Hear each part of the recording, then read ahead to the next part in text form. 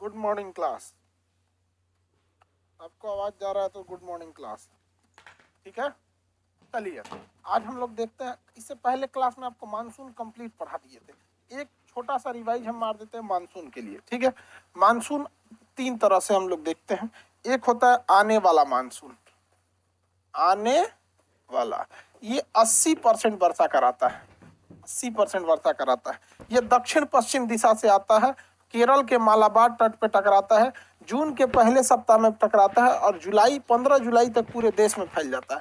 हालांकि 15 जून तक यह बिहार में होता है, लेकिन पूरे भारत में पूछेगा तो 15 जुलाई और 1 जून यानी जून के पहले सप्ताह ये केरल के मालाबार तट पर टकराता है।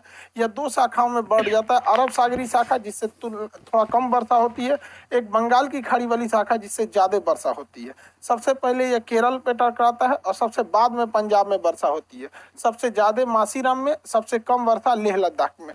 दिल्ली में 2 चरणों में वर्षा होती है। यह कुल 80% वर्षा करा देता है। दूसरा, अब आने वाले मानसून से तमिलनाडु वृष्टि छाया में पड़ जाता है, कर्नाटक और ये वाला एरिया वृष्टि छाया में पड़ जाता है इसके, इसलिए इस एरिया में बहुत कम वर्षा होती है, नाम मात्र की। जबकि अरावली पर्वत इसके समानांतर होने के कारण वर्षा नहीं करा पाता है। उत्तराखंड में पहाड़ ज्यादा होने की वजह से वहां बादल अचानक से वर्षा करा देते हैं, जिसे मानसून का, ये बादल का फटना कहते हैं। क्या कहेंगे? बादल का फटना कहा जाता है। दूसरा है लौटता मानसून। लौटता मानसून, इससे 17% वर्षा होती है। 17% मानसून लौटता है सितंबर के महीने में। मानसून लौटता है सितंबर के महीने में। यह राजमहल की पहाड़ी से टकराकर उड़ीसा और आंध्र प्रदेश के ऊपरी भाग में चक्रवात ले आ देता है, जबकि आंध्र प्रदेश के निचले भाग और तमिलनाडु में वर्षा करा देता है। इसमें सर्वाधिक वर्षा किसमें होती है? तमिलनाडु में, वो भी ठंड के दिन में। तमिलनाडु में मूसलाधार वर्षा होती है, बहुत जोर से। हमारे यहाँ भी ठंड के दिन में एक आध दिन बारिश होती है, बट मूसलाधार नहीं होती है। यहाँ लगभग 15-20 दिन तक लगातार वर्षा होती है। इस समय केरल वृष्टि छाया क्षेत्र में पड़ा हुआ रहता है। तीसरा होता है पश्चिमी विक्षोभ। पश्चिमी विक्षोभ जो होता है, पश्चिमी विक्षोभ से 3% वर्षा होती है। पश्चिमी विक्षोभ भूमध्य सागर के पास उत्पन्न होता है और जेट स्ट्रीम उसको ले आकर हिंदुकुश पर्वत से टकरा देती है। इसका थोड़ा मोड़ा बचा हुआ भाग पंजाब को होते हुए यूपी बिहार तक जाता है। इससे पंजाब में ज्यादा वर्षा, हरियाणा में थोड़ा कम, यूपी में और कम, बिहार में और कम। ये थोड़ा बहुत झिमिर झिमिर होता है, एक आध दिन के लिए होता है, जो गेहूं की फसल के लिए अच्छा होता है। इसलिए पंजाब के लोग इसे गेहूं की फसल यानी रबी फसल का टॉनिक कहते हैं। जबकि इस बार ये जब इधर से प्रवेश करता है तो अरावली पर्वत इसे रोक लेता है और ये रेगिस्तान के थार के मरुस्थल में बारिश करा देता है, जिसे हम मावट कहते हैं। राजस्थान के लोग इसे क्या कहते हैं? मावट। मानसून उस बादल को कहते हैं जिसमें पानी होता है। हालांकि मानसून अरबी भाषा का शब्द है जिसका अर्थ होता है दिशा बदल लेने वाली हवा। आप देखिए ना, दिशा तो बदल ही लेता है, जाता है इधर से लौटता है, ऐसे कोई फिक्स डायरेक्शन नहीं है। इसकी सबसे पहली खोज अरब नाविक ने किया था और हिप्पालस ने किया था, अरब का था, और अल बरूनी ने इसे किताब में लिखा था। अल बरूनी ने इसे किसे लिखा था? किताब में लिखा था। तो मानसून 100% आपको हम समझा दिए थे। 100% मानसून का चैप्टर हो गया था। 100% मानसून यहाँ कंप्लीट हो गया। यहीं से मानसून से सवाल आते हैं। पर्वतों के दूसरी ढाल को वृष्टि छाया या पौना द्विमुखी ढाल कहते हैं, और जिधर होता है उसे पौना भीमुखी ढाल कहते हैं। ये हम आपको बता दिए थे पहले ही क्लास में जब हम आपको मानसून पढ़ा रहे थे। इसलिए जब हम कोई क्लास को रिवीजन कराएंगे तो उसे रिवीजन के पर्पज से ही कराएंगे, न कि आपको याद कराने के पर्पज से। ठीक है, ये मटेरियल में सब कुछ लिखा हुआ है, आपको मटेरियल दिया जा चुका है। आज आपको पढ़ाएंगे थोड़ा आगे का टॉपिक, पठार। देखिए, पर्वत के बाद मानसून था, ठीक है, लेकिन दर्रा भी पढ़ा दिए, पर्वत भी पढ़ा दिए। हम आपको 3 टॉपिक पढ़ा दिए। एक पढ़ा दिए पर्वत, दूसरा पढ़ा दिए दर्रा, और तीसरा पढ़ा दिए मानसून। मानसून अब इसके बाद भारत की भौगोलिक विशेषता है, पड़ोसी राज्य हैं भारत में, ये सब चीजें हैं। उसके बाद आपका कई टॉपिक है। तो हम अभी थोड़ा दूर चल के आते हैं पठार वाले टॉपिक पे। किस टॉपिक पे? पठार वाले टॉपिक पे। तो अभी आज पढ़ाएंगे आपको प्लेट्यू या पठार। ठीक है, तो रेडी है आप लोग प्लेट्यू या पठार पढ़ने के लिए? तो बीच में 2 टॉपिक को हम कल के क्लास में पढ़ाएंगे। वो हमारा काम है ना, कौन टॉपिक पहले बताना है कौन बाद में। डॉक्टर डिसाइड करेगा कौन दवा खाली पेट खाना है, कौन दवा सोने के बाद खाना है, किस दवा को उठने से पहले खाना है। ठीक है, चलिए पठार देखते हैं। पठार किसे कहते हैं? ऐसी उठी हुई जमीन जो समुद्र तल से कम 1000 मीटर से अधिक ऊंची हो। एक ऐसी उठी हुई जमीन जो समुद्र तल से कम 1000 मीटर से अधिक ऊंची हो। 1000 मीटर से अधिक ऊंची हो, 1000 मीटर से अधिक ऊंची हो, और ऊपर का भाग रहने के लायक, लोगों के रहने के लायक सपाट होना चाहिए। ऊपर का भाग पहाड़ की तरह नुकीला उबड़ खाबड़ नहीं होना चाहिए, बल्कि रहने के लायक सपाट होना चाहिए। रहने के लायक क्या होना चाहिए? सपाट होना चाहिए। जब आप पर्वतों को काट देते हैं ना तो पठार बन जाता है। दिल्ली एक समय था अरावली की पहाड़ हुआ करती थी, रायसीना की पहाड़ी। अभी उसको काट छाट के रद्द कर दिया गया है। दिल्ली एक पठार की तरह हो गया है, समतल हो गया है। दिल्ली एक पठार की तरह क्या हो गया है? समतल हो गया है, समतल हो गया। हालांकि वो रायसीना की पहाड़ी थी, अरावली का ही हिस्सा था। रायसीना की पहाड़ी और अरावली का ही हिस्सा हुआ करता था। तो पठार समझ में आ गया। झारखंड कंप्लीटली एक पठार है। झारखंड कंप्लीटली क्या है? एक पठार है। पठार किसे कहा जाता है बाबू? तो कम समुद्र तल से 1000 मीटर से अधिक ऊंचा का वह समतल भूमि जो रहने के लिए उपयोगी हो, उसे क्या कहते हैं? पठार कहते हैं। पठार जो होता है इतनी हाइट पर होता है, इसे खोद कर पानी निकालना बड़ी मुश्किल होता है। जैसे झारखंड, महाराष्ट्र, ये सब क्या है? पठार है। कर्नाटक पठार है। इसे खोद के पानी निकालना बड़ी दिक्कत होता है। तो इन जगहों पे पानी की समस्या होती है।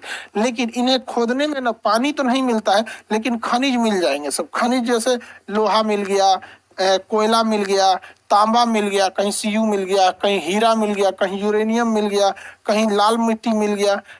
अलग अलग चीजें मिलती रहती है। तो जहाँ पठार होगा वहाँ खेती के लिए अच्छा नहीं होगा। तो पठार के क्षेत्र में कमी किस चीज की होती है? तो बाबू देखिए, जल जल स्तर जो होगा वो गड़बड़ हो जाएगा। तालाब नहीं मिलेगा, झील जैसे झील या तालाब वगैरह नहीं मिलेगा, नहीं मिल। लेकिन क्या मिलेगा? झील नहीं मिलेगा, लेकिन झरना मिलेगा। झरना क्यों नहीं? झरना मिलेगा क्योंकि ऊंचाई से पानी जहां नीचे गिरेगा झरना बना लेगा। और क्या होगा? खनन, माइनिंग के लिए अच्छा होता है। पठार खेती के लिए नहीं, बल्कि पठार माइनिंग के लिए अच्छा होता है। पठार खेती के लिए नहीं, बल्कि पठार माइनिंग के लिए अच्छा होता है। पठार खेती के लिए नहीं, बल्कि पठार माइनिंग के लिए बहुत अच्छा माना जाता है। खेती के लिए नहीं, लेकिन माइनिंग के लिए बहुत अच्छा माना जाता है। तो अब हम लोग पठार पढ़ना चालू करते हैं। भारत में भी जहाँ जहाँ माइनिंग होती है, माइनिंग इन द सेंस किसे कहते हैं? खनन। तो जहाँ जहाँ खनन यानी माइनिंग होती है, वहाँ वहाँ समझ जाइए कि पठार है। जैसे झारखंड में माइनिंग होती है, झारखंड में पठार है। उड़ीसा में माइनिंग होती है, उड़ीसा में पठार है। कर्नाटक में माइनिंग होती है, कर्नाटक में पठार है। महाराष्ट्र में पठार है। तो चले पठार पढ़ने के लिए। तो एक बार हम लोग देखते हैं ओवरव्यू, उसके बाद आप लोगों से बनवाएंगे। देखिए,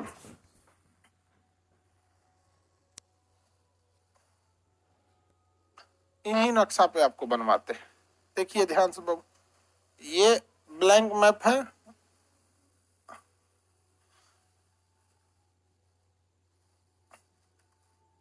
भारत में जो पठार है वो बीचों बीच में, जिसे हम लोग प्रायद्वीपीय पठार कहते हैं। ये मध्य प्रदेश के बीचों बीच से जाता है और पूरा झारखंड लेते हुए और ये नीचे तक आता है। ध्यान से देखिए, भारत में जो पठार है वो प्रायद्वीप, प्रायद्वीप एक तीन ओर से समुद्र से घिरा, इधर से और इधर से। जो एरिया तीन ओर से समुद्र से घिर जाता है उसे प्रायद्वीप कहते हैं। अर्थात भारत में पाए जाने वाला पठार तीनों ओर से समुद्र से क्या है? घिरा है। तीनों ओर से किससे घिरा हुआ है? समुद्र से घिरा हुआ है। इसलिए इसे हम कौन सा पठार कहते हैं? प्रायद्वीपीय पठार कहते हैं। यह मुख्य रूप से दक्षिण भारत में है, इसलिए इसे दक्षिण भारत का पठार भी कहते हैं। यह मुख्य रूप से दक्षिण भारत में, इसलिए इसे दक्षिण भारत का पठार भी कहते हैं। पहले एक बार समझ जाइए, यहाँ पे इधर इस नक्शा में बनाते हैं। भारत में पाए जाने वाला पठार त्रिभुजाकार है और भारत के यह ज्यादातर दक्षिणी भाग में पाया जाता है, अतः इसे दक्षिण भारत का पठार कहेंगे, या इसे प्रायद्वीपीय पठार कहें, या इसे प्रायद्वीपीय पठार कहें। यह पठार कहाँ से चालू होगा? तो मध्य प्रदेश के बिचला भाग में, कंप्लीट छत्तीसगढ़, कंप्लीट झारखंड, बंगाल नहीं आएगा, उड़ीसा आधा आएगा आधा नहीं आएगा, आधा आएगा उड़ीसा आधा नहीं आएगा, आधा आएगा आधा नहीं आएगा। तमिलनाडु का, ये आंध्र प्रदेश का ही भाग इधर का आएगा, इधर का नहीं आएगा। तमिलनाडु का भाग आएगा इस तरह से, ये आंध्र प्रदेश का तटीय भाग नहीं आएगा, इसका भी तटीय भाग नहीं आएगा, बाकी सारा भाग आएगा। देखिए सादा नक्शा लाए हैं, सादा नक्शा में बनाइए आप ध्यान से। ये भारत का पठार है, इसमें राजस्थान, मेरी ओर ध्यान से देखेंगे, राजस्थान का थोड़ा सा एरिया आएगा निचला, बंसवाड़ा और डूंगरपुर के आसपास का, यानी ये कर्क रेखा को फॉलो करेगा यहाँ पे, और ये झारखंड होते हुए लेके चला आएगा ऐसे। ठीक है, इसको एक बार आप रफली ड्रॉ कीजिए, फिर हम आगे बढ़ते हैं। रफली थोड़ा सा ड्रॉ कीजिए, इसको रफली ड्रॉ कीजिए, फिर हम आगे बढ़ते हैं। बंगाल इसमें नहीं आएगा, उड़ीसा का आधा भाग आएगा, आधा भाग नहीं आएगा उड़ीसा का। आंध्र प्रदेश का ये भाग आएगा, ये नहीं आएगा। तमिलनाडु का ये वाला भाग आएगा, ये नहीं आएगा। बनाइए जरा इसको, फिर हम पठार पे आगे बढ़ते हैं।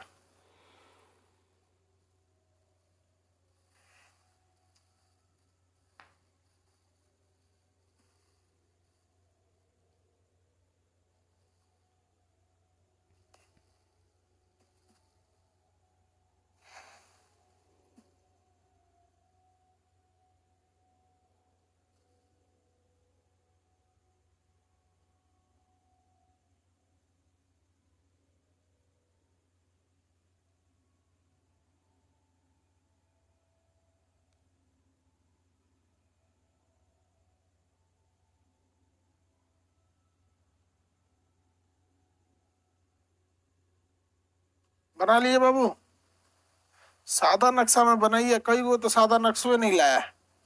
चलिए अब बनाना बंद कर देंगे लोग, अब सादा नक्शे कई वो नहीं लाया, एक से एक तो नमूना बैठा है।